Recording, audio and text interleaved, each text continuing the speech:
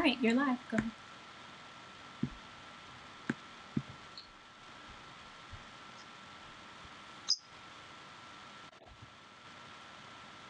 All right, all right. We're going to allow for roughly 4 minutes or so, 4.5 minutes for individuals to come in and to join us for tonight's live cooking demonstration with our very special guest, Chef Ashley Shep, as we prepare for our 21-day fast and prayer beginning on Sunday. So you have time to get your notepad together. Special guest, these wonderful Chef Ashley Shep, will come as we prepare for our 21-day fast and 21-day food and faith journal.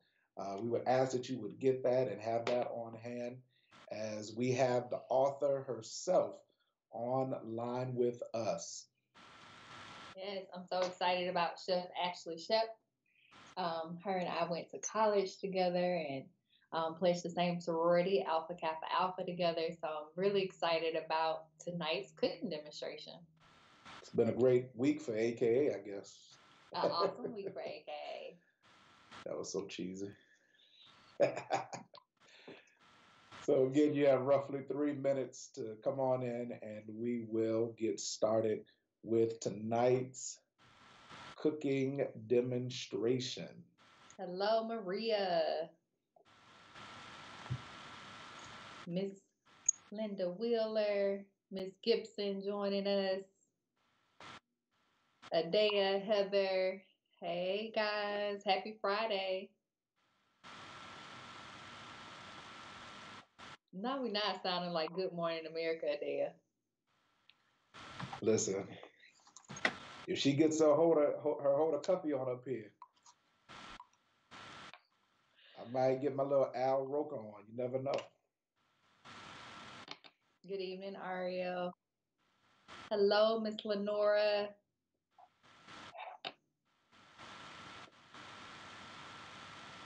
Miss Shepherd, I'm so sad we can't have any of your cupcakes on the fast. Thank you so much for your famous red velvet cupcakes in our household.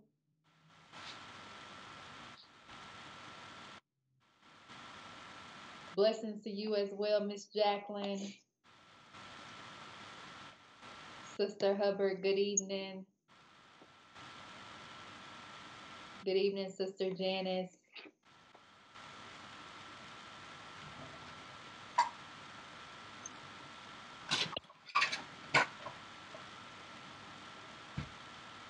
Hello, Sister Valerie.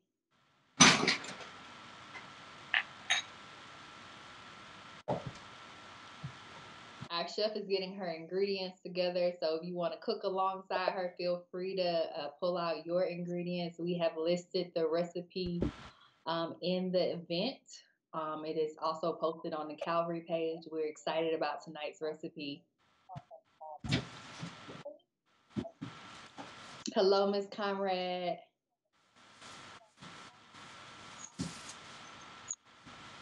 Deacon Reed, thanks for joining.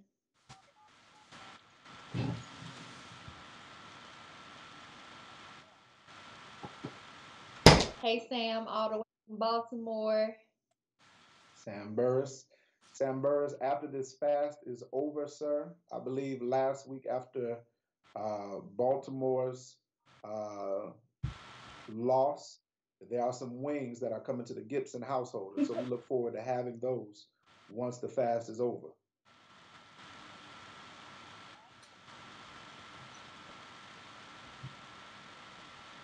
All right. We also have individuals who are also joining us via our conference call line. We didn't want anyone to miss this opportunity to take part in our kickoff to our 21 days of fasting and praying. And so I believe that Chef Ashley is just about ready. We're going to certainly provide a formal introduction for her. For all of you who have not acquired the 21-day Food and Faith Journal by Chef Shepherd, we would encourage you to do so. You can go on to www.danielfastjournal.com. It's also located right here on your screen. Oh, yes, we have our books. So we have certainly been promoting, and we are certainly just excited about this time. Again, we're just grateful to God for another opportunity to come together tonight to share not only a part of those who are part of the Calvary family, but even those who make up the greater Buffalo community and those who are joining us across the length and breadth of this nation. I'm just so grateful to God that after much prayer and even conversation from my wife, we were able to have one of God's best to come in and to show us tonight how we can move our focus of our 21-day Daniel fast journey from simply what am I going to eat from day to day to the true intent of this Daniel fast journey, which is how can I hear from God? And so, again, we're going to have these recipes available for you. And again, if you have not acquired your 21-day food and faith journal by Chef Shepherd, certainly we want to encourage you to do so because, again, it is a very intentional way of mapping out these next 3 weeks that we will corporately share in our Daniel Fast journey, and prayerfully a journey that lasts even beyond those 21 days as we just, for some of us, look to just have a more healthier lifestyle. And so without further ado, I'm going to just ask that my wife, Dr. Gibson, will go forward. We got a lot of technology going on here. If we would go ahead and just have an introduction of our guest, and then we will turn it on over to her. Sure. So I will read Chef Ashley Shep's bio briefly. So Chef Ashley Shep is a mealtime strategist who helps busy moms get dinner done faster with quick, healthy, and tasty meals so that they can save money and create healthier eating habits for their family. Rates of obesity, diabetes, and high blood pressure are sky high in the US, especially in our Black and Brown communities. So she shows folks how to make easy meals to create generational lifestyle changes for our children.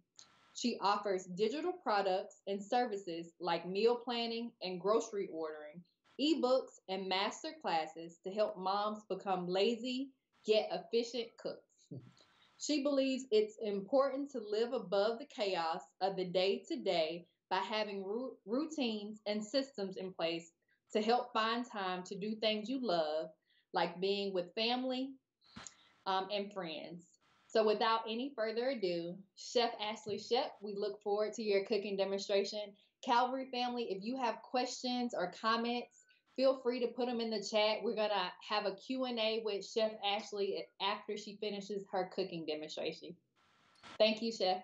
Thank you, Dr. Ida. Thank you, Pastor. I appreciate you all for letting me come and kind of do a takeover situation with your congregation. That's a huge amount of trust, and this is my first congregation I've taken over, so thank you. And y'all have a lot of folks on tonight, so I'm excited about that. Do we want to do a little look through in the book, or we want to get started cooking first? Which one do you want to? I just thought about that. Whichever you. Okay, We can go through the book after you finish. Okay.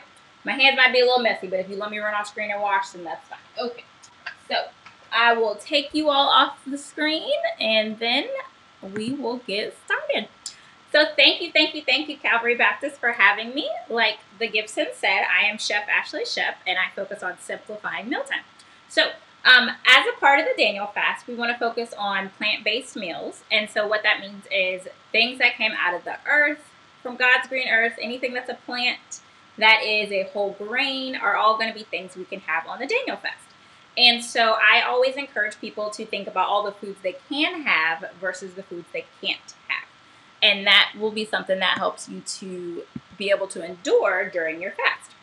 And so tonight we're going to do a veggie scramble. And so I will do a little 2-camera action. You'll be able to see my hands at work over here, and then you'll also still be able to see me. Like they said, if you have comments, you can, questions, comments. I'm a teacher at heart, so feel free to interrupt, do what you gotta do. And let's get started. So I'm gonna pull up the recipe for you so you can see it at the same time. And like Pastor Corey said, we have a lot of technology action going on here. So here is the recipe we're making. And they posted it on the page. Here's some of the ingredients we're going to be having. Nice vegetables. We do have a little bit of seasonings. That's one thing I tell people when they're doing the Daniel fast, that that's a personal decision for you. So the Bible, of course, depending upon the translation that you read, some translations of the Daniel fast mentioned that Daniel ate no pleasant tasting food.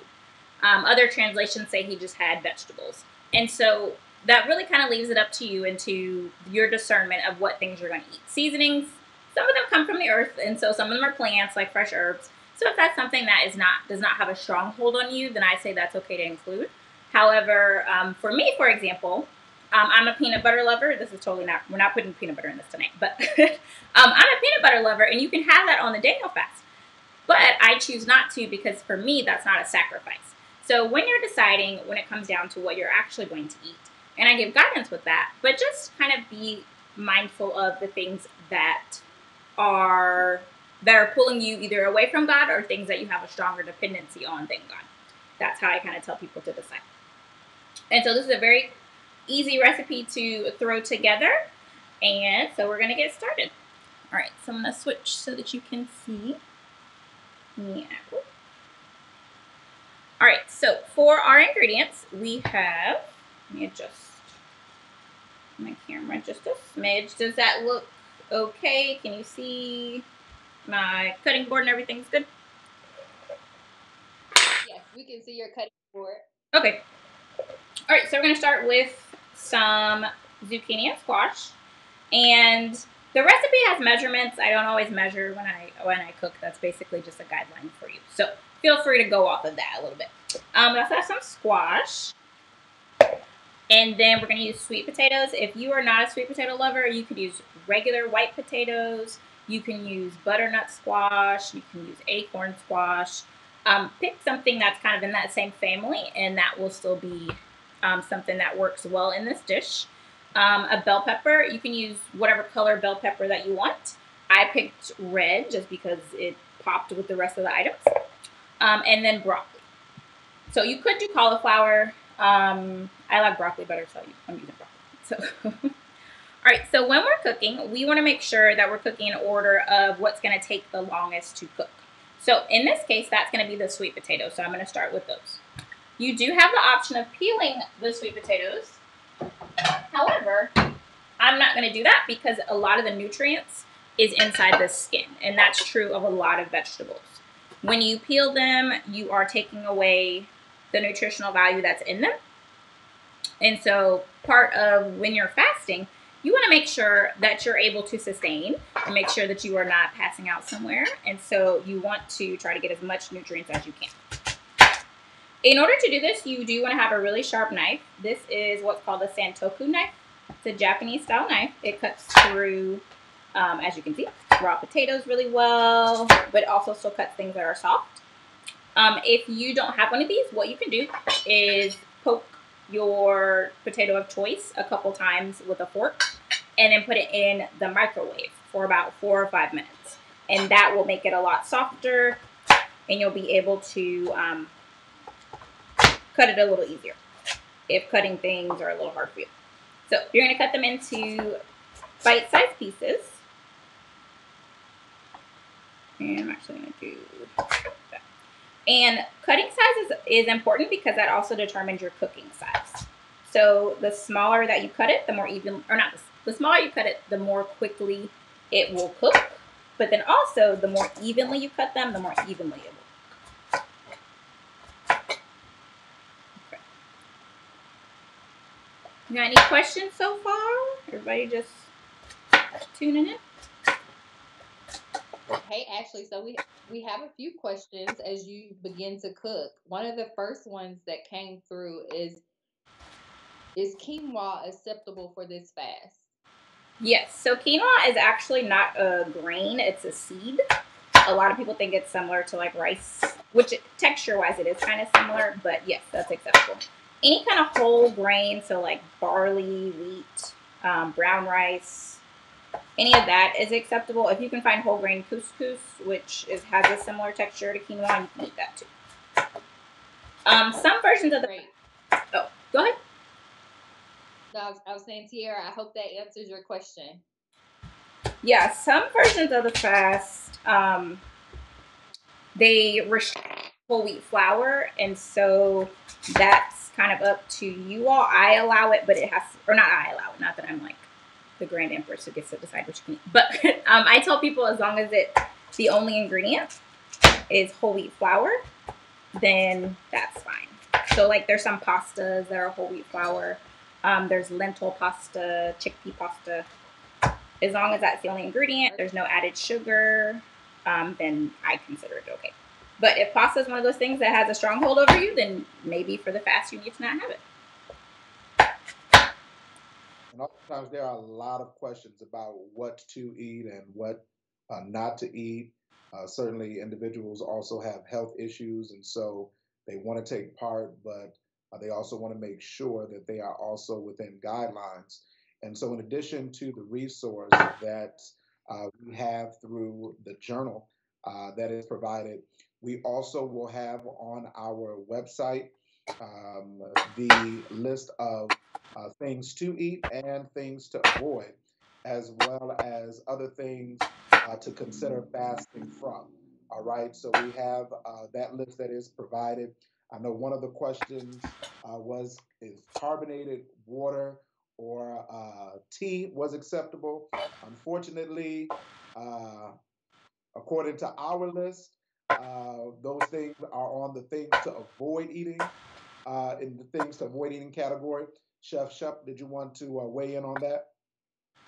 So that's one of the most common questions I get is, can I have this? Can I have that? Can I not have that? And aside from like fruits, vegetables, seeds, nuts, things like that, I always just kind of take it back. Like once you like think about why is it that you want that thing so badly, or why you can't give it up so much.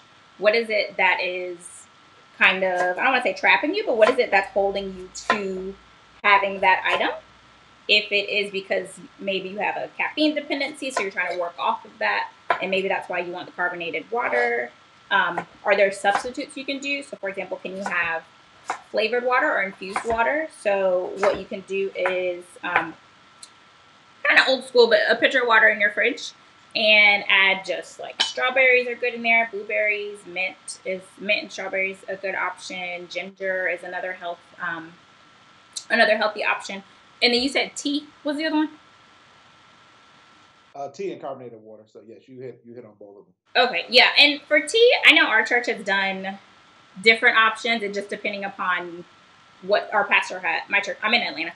What our pastor just heard from the Lord. Some years they said decaffeinated tea was fine. Other years, like this year, they said no to tea. And so I just kind of encourage people to think about what is it about that thing that is the reason why you feel like you have to have it, or is there something else you can do without? And while you all were talking, I just added some olive oil to a pan. So you can have any plant-based oil, so sunflower oil, avocado oil, olive oil, and then I'm just going to add in my sweet potatoes. Also, how many servings does this account for? Between 5 and 6. I did 2 sweet potatoes, and if you look at it, like this pan is a pretty large size, but it's pretty full. And then once we add in the other ingredients, this dish is really filling because of that. And then throughout, you just want to season. This is just pepper.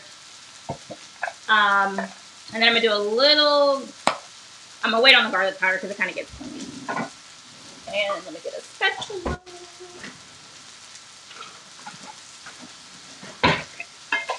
I love sweet potatoes. It looks so good already. I can just eat the sweet potatoes sauteed. Yeah, sweet potatoes are, they have a lot of good vitamins and nutrients. I know regular potatoes get a bad rap, but nutritionally, they're pretty similar. Sweet potatoes just have like more vitamin A, which is why they're orange. Things like that. So, and I'm going to put the lid on this. Perfect. Well, we have one more question before you move on with your recipe, and you can obviously keep going. Okay. Someone said that breakfast is always the hardest for them. What are some breakfast options as well? Because I know this is a good lunch/dinner option. What would you recommend for breakfast? I mean, this could also be a breakfast option. You could turn this into a breakfast scramble. You could add some onions, bell peppers, but you can also do oatmeal. So regular oatmeal or baked oatmeal is an option. And so you could do, if you're doing seasonings, you could do cinnamon. I do allspice in mine, which might sound kind of crazy, but so cinnamon, I'll do a little flaxseed, and then you can add in fresh fruit or dried fruit. If you're doing dried fruit, make sure it doesn't have added sugar on it, so just read the labels on the back of it. So if the only ingredient is the fruit, then you're good to go. If you're doing the version that allows whole wheat flour, you could do breakfast burritos with tortillas that are just whole wheat flour. And so you could do sauteed mushrooms. You could put that in here actually as well. Smoothies are a good option. If you're doing the smoothies, you want to try to make it 3/4 vegetables and then 1/4 fruit. Because one of the things that kind of ends up being bad about the smoothie is there's so much sugar, but it's because people use sugar as the base of the smoothie. So they do a lot of fruit and don't add in like spinach into it or even like carrots. So those are options that could work. And I know if I was cooking right now, Chef, I don't know, I may have burned those sweet potatoes by now. So can you talk to us a little bit about what the temperature is that you have the sweet potatoes on, as well as how long you should cook them for before you add the other ingredients? Yes, so good point. So when you're doing it, the sweet potatoes are going to take the longest. However, notice how they're kind of changing colors a little bit. So once they are, and you can kind of test when you hit it, like this is still pretty hard, so I don't need to add the zucchini yet because the zucchini, when I squish it, it's a little soft. So that's kind of like a texture check. So I would probably do these for about 5 or 10 minutes. Right now I have it on medium. And I don't really cook anything on high except for like boiling water because you lose, or like searing a steak or something like that. Because you lose a lot of the control, especially if you have like a gas stove because it gets hot so quickly. You lose a lot of the control if you are doing that quickly. Also, because I covered it up, it cooks faster because it's steaming as well. So if you want to slow it down, you can take the lid off. I just did that because it was so loud. So yeah, so I would cook these for about 5 or 10 minutes, and then I'll add in my zucchini and squash, and they're both the same, pretty much the same vegetable, so I can add those at the same time. But good question. We might need to get you some cooking lessons. Oh, listen, this is a great start. Great start. And I also noticed that you left the skin on the sweet potato. Is that just a preference thing? Yeah, you can peel them. I work with moms who don't have time to be peeling stuff, and when you do that, you take away the nutritional value of it because the fiber is in the skin. That's the same with most vegetables. A lot of the nutrients you lose out on when you peel it. So I cook, even with regular potatoes, I will leave the skin on because it just is more nutritious. And it kind of gets a little crunchy in this kind of situation. Or if you put it in the oven, like oven roasted sweet potatoes, then it gets that nice texture. So I'm going to add in my squash. I had a handy dandy scoop that helps you put all the things in, but I can't find it. So I'm going to go with our good old hands. And then every time you add a new veggie, you want to continue. Oops, sorry. There, okay. Every time you add a new veggie, you want to continue to add more seasoning if you're doing seasoning. So if you notice that your veggies are starting to stick, you can add a little bit of water or veggie broth, and it'll kind of lift it up.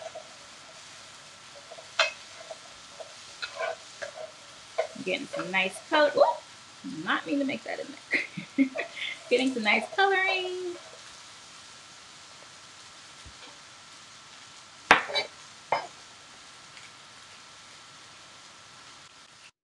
And if you're doing salt in yours, you want to do sea salt instead of regular salt.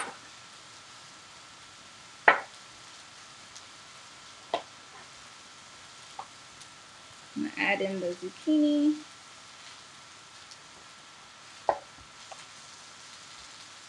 And if you're somebody that's like, I don't have time, like the breakfast question person, I'm not sure who asked that. If you're somebody that's like, I don't have time to make smoothies, you can get pre-made smoothies. So like at stores like Kroger, I don't know if y'all have that up north. It might be Smith's or like Albertsons. They have Wegmans and Tops. Okay. What else we So have? Whole Foods. Okay, Whole Foods. Do you have like a Sprouts or an Aldi or Lidl or anything like that? Oh, we have Aldi. Yeah. Okay. Aldi's really good for fresh produce. They just went all organic. Not that you have to do organic, but it's cheap at Aldi, and so you can get it cheaper. Why not? And that just means there's no pesticides, or it's raised in a different manner so that it decreases the chance of like pesticides and things like that. So, but I was saying at some of the other stores, some companies like Bolt House Smoothies is a good one. Adwawa. Arden's Garden is an Atlanta-based company. I'm not sure if they're up where you all are in New York.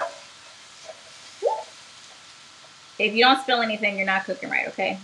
So, something always ends up out of the pan. What exactly did you, or how exactly did you wash those vegetables? Say it again. Do you recommend, what do you recommend to wash your vegetables with? Okay. You can do a mixture, so like a 1 part vinegar, just white vinegar, and then 3 parts water, and just let them sit in there for about 2 minutes. And that gets a lot of the gunk off. There's also veggie washes if you want to do that. But I mean, vinegar is cheap and it works. So. Actually, another question that came in is, can you just bake the sweet potato before you put it in the veggie mix? You can. It's going to change the texture, so it's going to get softer.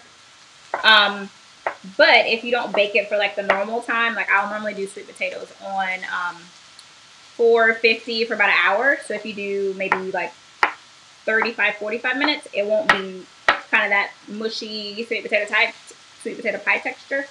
And then you could still chop them up and you could cook it for less time. So that's a good way to save time as well.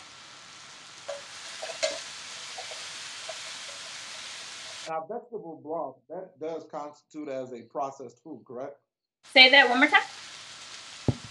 Vegetable broth, does that constitute as a process? That does constitute as a processed food, right? It does technically, but I try to advise people not to get really nitty gritty with the process aspect of it, because honestly, unless you're going to grow your own vegetables, anything that you make is going through some kind of process. And you can make your own veggie broth. So you can take all these scraps that you have left over, the part of the broccoli that we aren't necessarily going to eat once I kind of cut it off, onion skins. Onions would be good in here too. And you just add water. So put that in like a crock pot or a stock pot. Add some water to it and let it simmer for about 4 hours. And you can make your own veggie broth if you don't want to do, if you're worried about the processing aspect of it.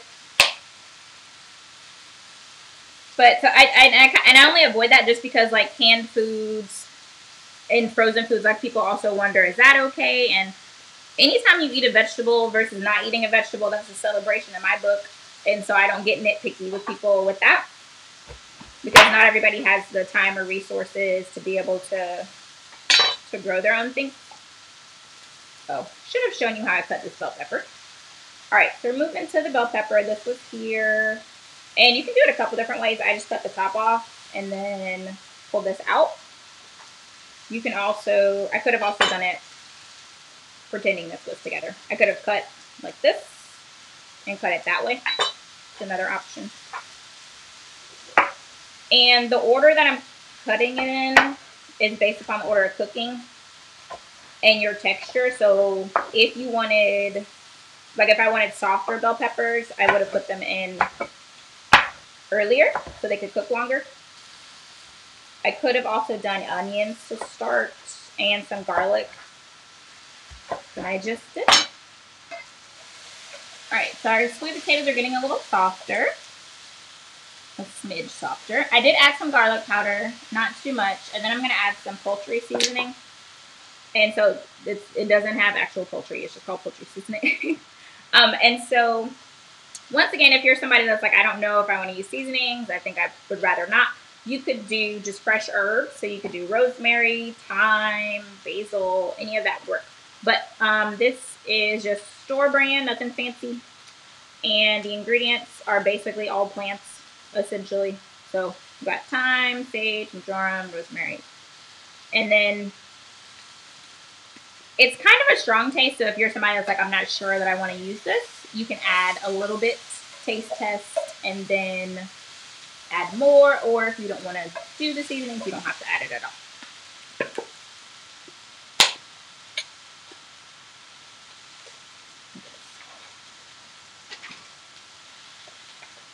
And that's with any seasoning, really.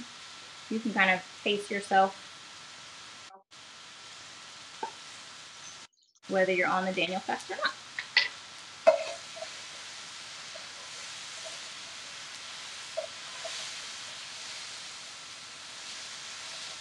Reverend Bryant, one of our members, said rosemary is a great option too. Have you ever had rosemary in a dish like this?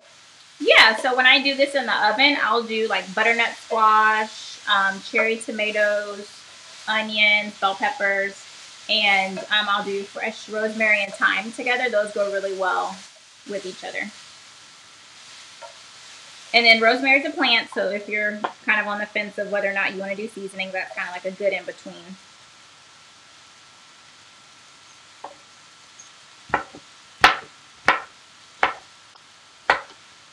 And all of these are optional, so if you're like, I don't like that or I don't want to add that, don't feel like you have to. You can leave it out. The red bell pepper is sweeter than, it's the sweetest of the bell peppers. And part of that is because it's actually the same pepper. So like this pepper was once a green bell pepper, but because it it didn't turn red yet, it had been taken off of the vine, or not, I'm sorry, not the vine. It had been picked before it turned to the orange, well, the yellow, the orange, and then the red. So it has the most sugar. So if you are watching sugar, you can use a different color. Green bell peppers would have the least amount of sugar. That's good information. I had no idea. I know, I didn't know that either until a couple years ago, and I was like, I've been bamboozled because the red bell peppers are always the most expensive, and now I know why, because they take longer to be ready. There's a message in that the longer you wait, the greater your value can also become. Thank you so very kindly. Message. Exactly right. The reward is sweeter the longer you wait. Sometimes. Other times, God will do things instantly. All right, now we're going to add in our broccoli. Broccoli also is optional. You want to do bite-sized pieces so that they will cook faster. And I'm actually going to add the lid so they will steam. My mom is one of those people that wants her broccoli soft. And so if I was making this for her, I might actually steam the broccoli a little bit earlier so it doesn't, so that the other items don't overcook.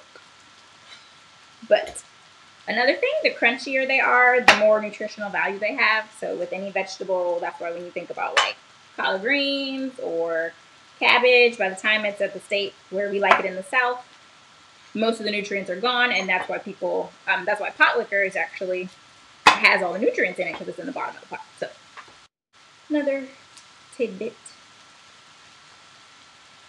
Okay, I'm gonna add these, and I am gonna turn this on low. I could add a little bit of water or veggie broth. I'll probably just add some water to it, and that'll help the broccoli steam up a little bit. I was just going to ask, were you going to add some water to it so it could steam? And also tell you your mom said hello. She's showing some love. Hello, Mrs. D. You hear me talking about her? Yep.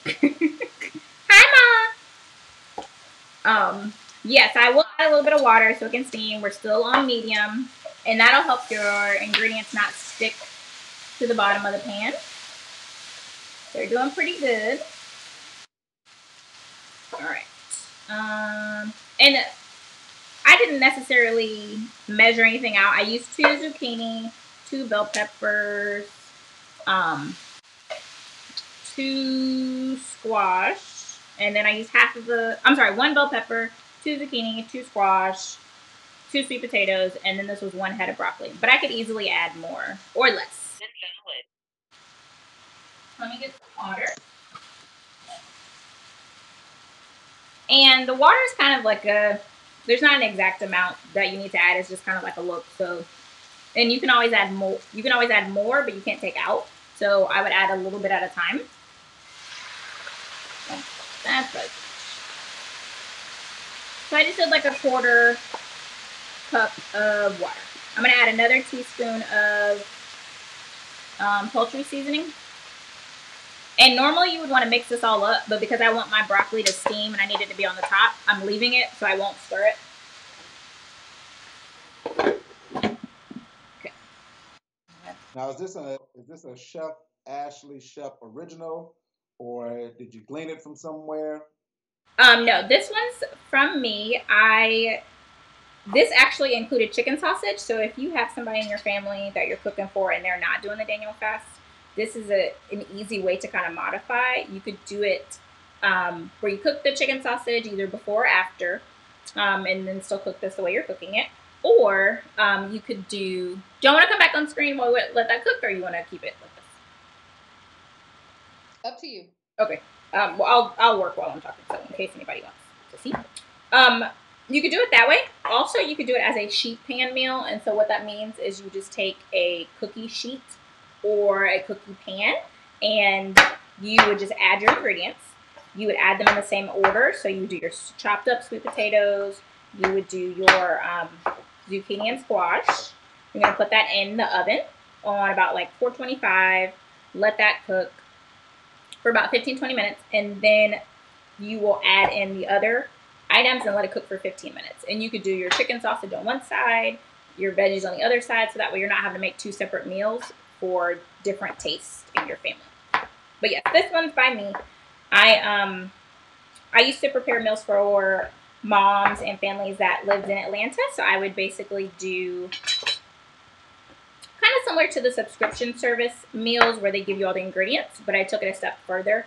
And I seasoned everything, chopped everything, so all they had to do was heat it up either in like the pressure cooker, on the stove, or in the oven. So this was one of the meals that came out of that. All right. And this one has very simple ingredients, so just the poultry seasoning. This is just ground pepper. And then I add a garlic powder. I'll probably add a little bit more as well. All right. Let's see. So now I can check out the comments. Okay. Okay, so someone's counting their macros. Could this meal become cooking for a soup? Yes. So if you wanted to make this into a soup, then you would chop everything up evenly, add the same things in the same order. If you're doing fresh herbs, you want to add those last into that. But yes, that's a good question. You could do that. And you could do veggie broth in that as well. All right, I'm going to check out our broccoli. And at this point, it's really just your preference. So however soft you want your broccoli, it's still a little raw. I'm going to check and make sure my stuff isn't sticking. It is sticking a little bit. So I'm going to add a little bit more water or broth.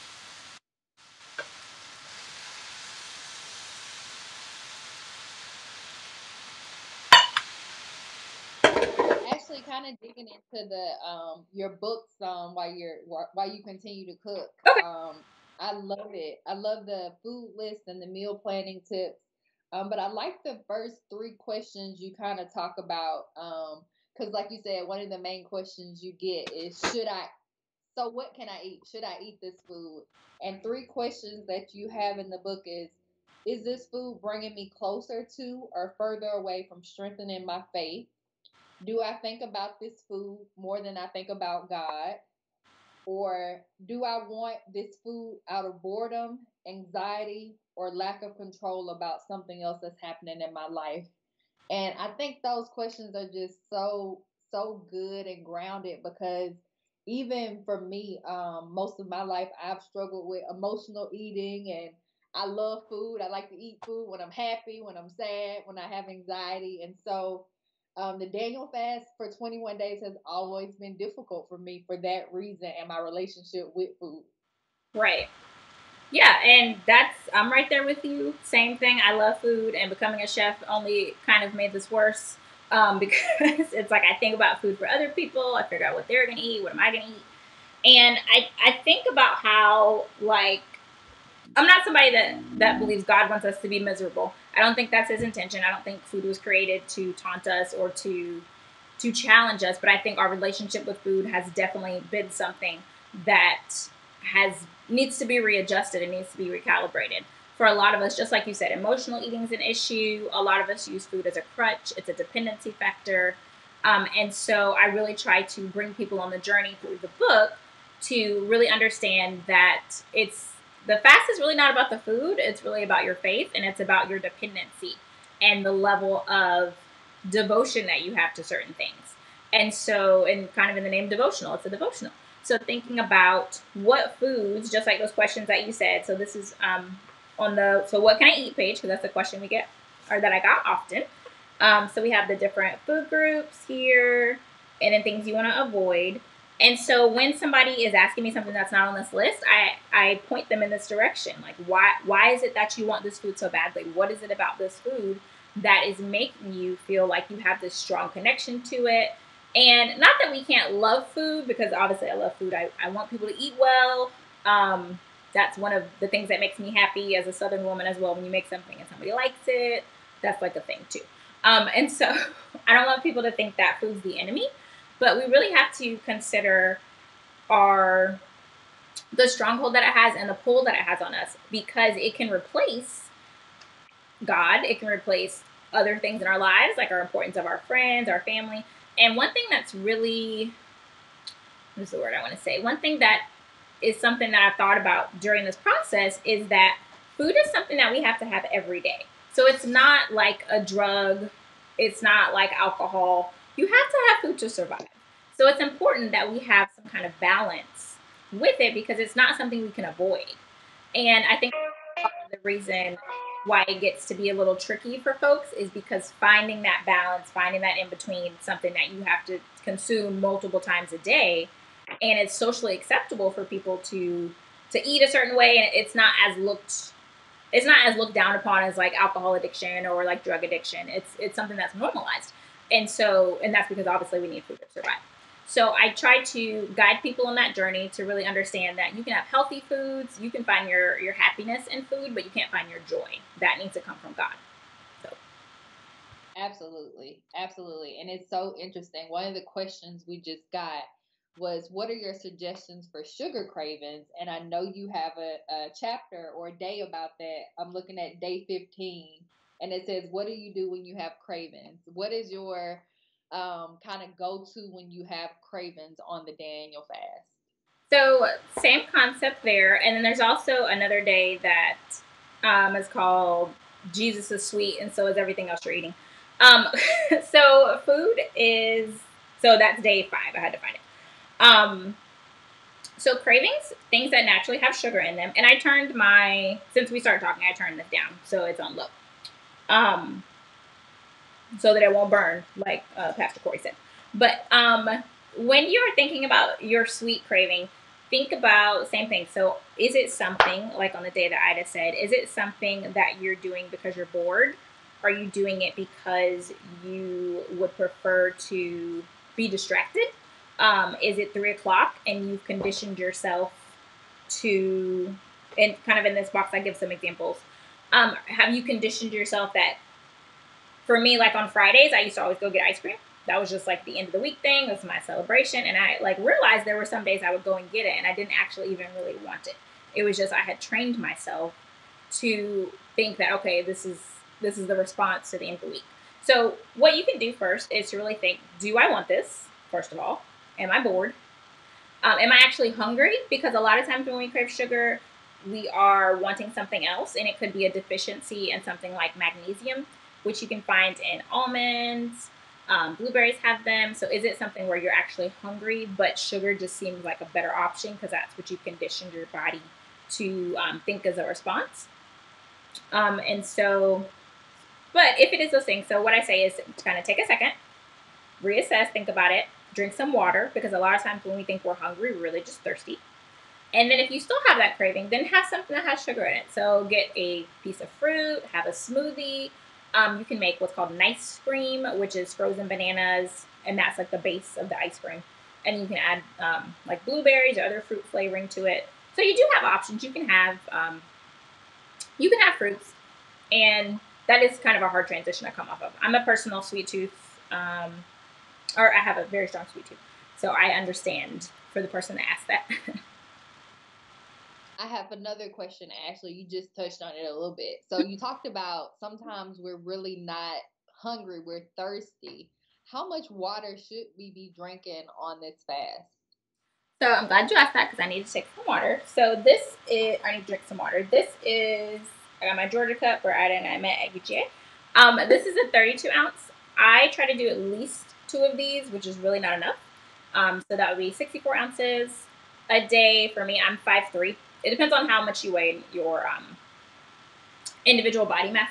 But if you are doing the fast, you want to have more than enough water. So normally it's suggested that you do 8 cups, so 64 ounces. That of course varies based upon your needs as a person. Some others say that you could do half of your body weight in ounces. So like if you weigh 180 pounds, you should be doing 90 ounces of water a day. There's really not, unless you're drinking gallons and gallons and gallons of water a day, it's not going to hurt you. It's only going to help you. And so you can start with the 64 ounces and then build up to half of your body weight. And you'll start to notice that everything will just look better. Your skin will look better. Your hair will look better. You'll be up running around back and forth to the bathroom all day. But that's a natural response. Your body's helping to kind of cleanse things out. And when you're fasting, that's super important because you're eating lots of fiber. You're eating lots of vegetables, and that will help your kidneys work well as well. Good question. Great. All right. Any more questions? Are we ready to see our finished product?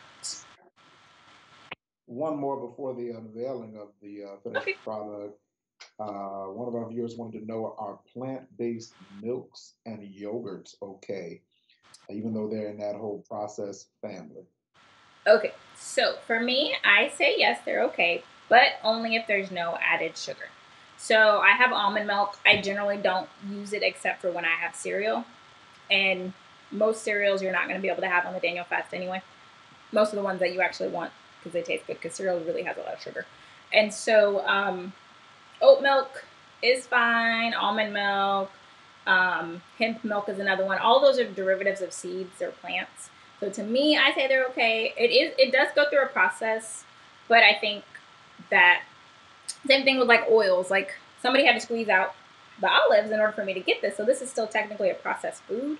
So it just depends on how strict you're going to be. And so I just take that back to, is this something that's bringing you closer to God? Is this something that's pushing you further away? Are you dependent on that? Like I know for people, some try to replace tea instead of coffee because they're dependent on that coffee. And so they're replacing their dependency with something else. So for you, is that plant-based milk, is it a dependency thing, or is it just you don't have options? So it just depends on the person. And if you're really just like, I'm not sure, then pray about it and just ask God, like, is this something that you think I should have during this fast? Is this enough of a sacrifice for me? I know some people will be even more restrictive on the Daniel fast. There'll be foods that you can have normally, but for them, it's a crutch. And so they choose not to have those things. So. Great answer. Certainly appreciate it, and glad you touched on the whole cereal notion too, because that was certainly a question that came up even earlier. Somebody said they don't do oatmeal or cereal. They more so like grits. But there was a question regarding the kind of cereal that you can eat. I know that I typically do kashi cereal when typically on the Daniel fast. Um, are there any other recommendations that you have? I know you're very limited because of the sugars and what have you, but any other that you recommend? No, because I mean, even like Raisin Bran still has sugar. So unless you're doing, and even like not frosted flakes, corn flakes, if you're somebody that eats those, it's not whole wheat, so it doesn't follow the pattern. If it's something that's like strictly dried corn and it's like that kind of corn flakes, you can have it. But then to me, I don't think those taste good. But if you're somebody that likes that, that's fine. But just really look at the ingredients. You need to become somebody who is a student of what you're eating, which is something we should be doing anyway, and really seeing what we're putting into our bodies. So those kind of things also generally have added chemicals, which is another thing we want to avoid, which brings in the processed side. So like if I'm looking at something like this, I can pronounce all the ingredients in here, and so that tells me that this is more of a whole food. And I don't mean whole foods like the store, but whole food like something that came out of the earth, something that is less processed. When you get into anything that's in a box or a package, not anything, but most things that are in boxes or packages, they have to add chemicals to it. They have to add food additives that help it to stay shelf stable, is what it's called, meaning that it's fresh enough to stay on a shelf for years or months at a time. And so any cereals are one of those things. That's why it's considered a non-perishable, because it has to go through certain processes. It has to have certain added chemicals to it in order for it to stay fresh enough for you to get it 6 months, a year later. So there's really not, off the top of my head, there's really not a cereal that you could do. If you like granola, you could make your own granola, because most of the store-bought ones are going to have honey in it. You could find vegan granola, but if you don't like oatmeal, you're probably not going to like granola because there's generally oats in it. Yeah, so I would just say as well, don't feel like this is a time where you have to replace. Because once you start getting into what can I replace this with that, you're going to want to have that same feeling that you have when you have that original thing. And you're going to be disappointed because it's not that. So when people are transitioning to vegan eating, which is essentially what this is basically a vegan diet with no processed foods, because Oreos are vegan, but you can't have that on Daniel fast. So when people are transitioning, I tell them to, and that's also in the book too, don't look for what's not there. So when you're looking at your plate, notice that I picked something that there's lots of colors, it's distracting, it's not a veggie, protein, starch situation. Because when you separate those, then you're thinking, okay, well, what do I have to place? What do I have to replace this chicken with? Instead, make it a situation where you're not even thinking about that because you already have other options. So hopefully that answers the question. No, that answers the question, and I can't smell through the Zoom, but I'm looking forward to seeing this finished dish. Let's see what it looks like. All right, let's unveil. Let me get a plate. I promise. Let me get a bowl. I promised my husband he could come scoop one up. He was putting our son to sleep.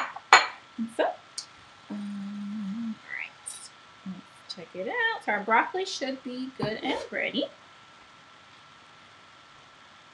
And we're gonna scoop some of that out. And so notice my broccoli changed colors. My mom would say this was steamed enough for her. Gonna mix it up just a little bit. I did turn it off so that it wouldn't overcook. But if you were doing this straight through, you could get this done in about 20, 25 minutes, depending upon how fast you're cooking and how high you have it. Could you even add like some brown rice? Yeah, if you're, that works perfectly. That is gonna make it more starchy because you got those sweet potatoes. But yes, you could add brown rice to this. You could add quinoa to it. If you're somebody that's watching your macros, like someone said in the comments, you could add that to this as well. That would work. And so you could do quinoa instead of brown rice if you're trying to watch your carbs because it's lower carb. And so if you had your chicken sausage, if you're somebody that was adding that for somebody else in your family, it would just fit right in. And we're good to go. I mean, do you want me to eat in front of y'all? I don't want to be rude, but try. I'll try. Go ahead and take a bite. Okay. What it tastes like. It's still hot. Too hot.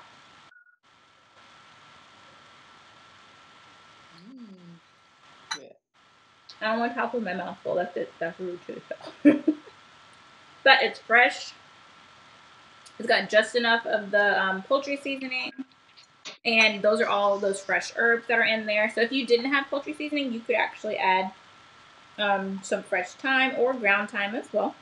Sage, you probably have some sage. Majority you might not have. Some fresh rosemary, black pepper, a little bit of nutmeg.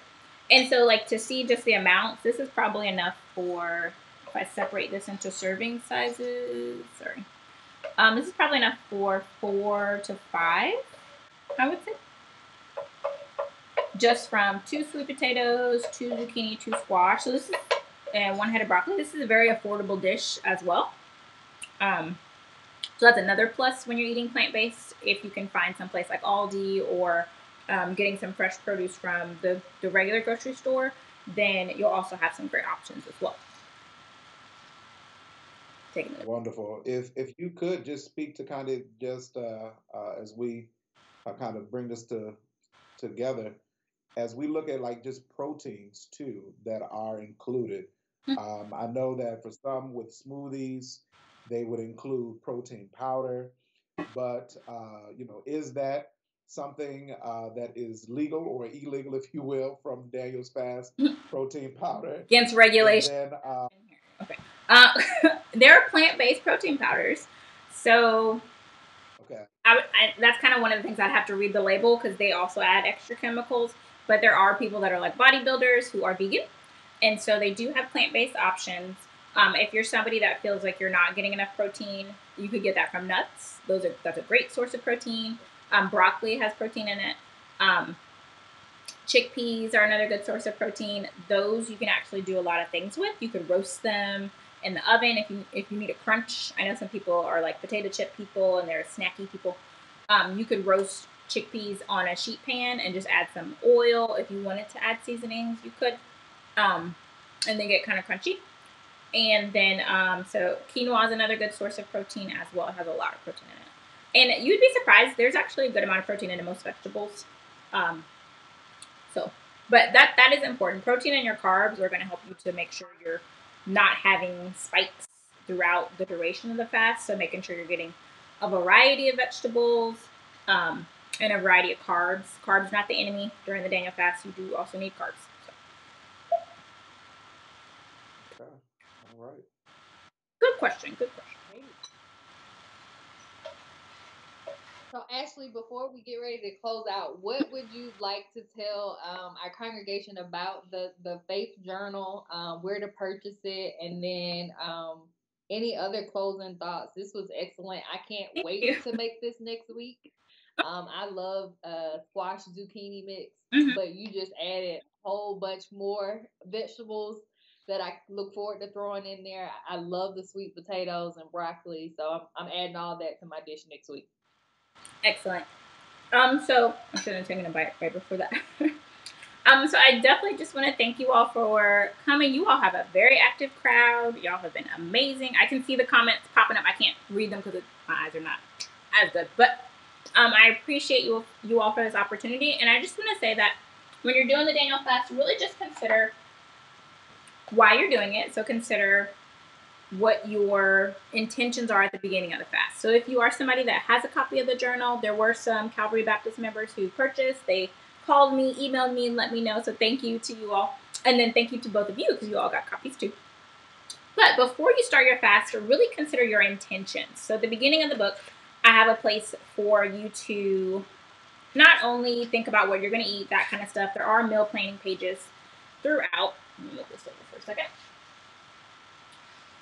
And so there is space. Oh, and that was one other thing we didn't share. You do get 3 weeks worth of recipes and a Pinterest board just dedicated to those who purchase the journal. So on the pages in the book, I have a site that you can go to and you can get a printable copy of the journal. So if you're somebody that likes to put your meal planning pages on like the fridge or something like that, on the back of the book, there's a QR code. And if you open your smartphone, it will open the website. So it's a quick way to get to it. Those directions are right here, so you don't have to remember that. But and you can see my phone was trying to open it and said move closer. But you want to set your intention. So even when people are not, and let me just put it on that. Even when people are not doing the fast, I recommend meal planning because that's going to help you to be able to know exactly what you're eating.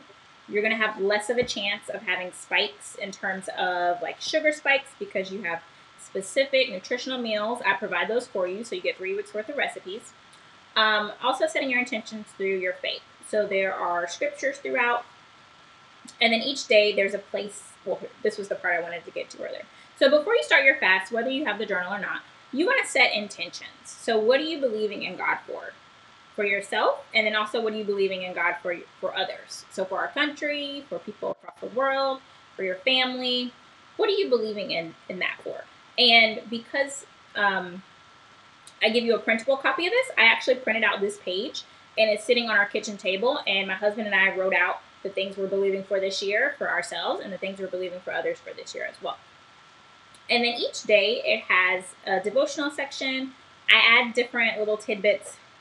People say I'm funny when they read it. So I add different tidbits that kind of are kind of things that just make you really think. And then they give you, and then there's space for you to write. So I'll have scriptures and then a place for you to write out your thoughts. And that's a good amount of space. If you need extra space, you can always print out the extras.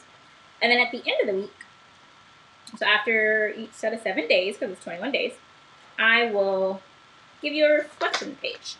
And so same kind of concept, thinking about this week, how did God show up for you? And then also one win that you had, so one celebration. One thing that was a struggle for you, because at some point you may struggle during this fast, and that's okay. And it's not something you need to beat yourself up about, but it's something that you definitely need to reflect on and see what you can do to be better for the next week. And then lastly, how you stayed motivated. So those are throughout the book. And then at the end, once you are victorious and come out on the other side, there's also a place for you to consider your next steps.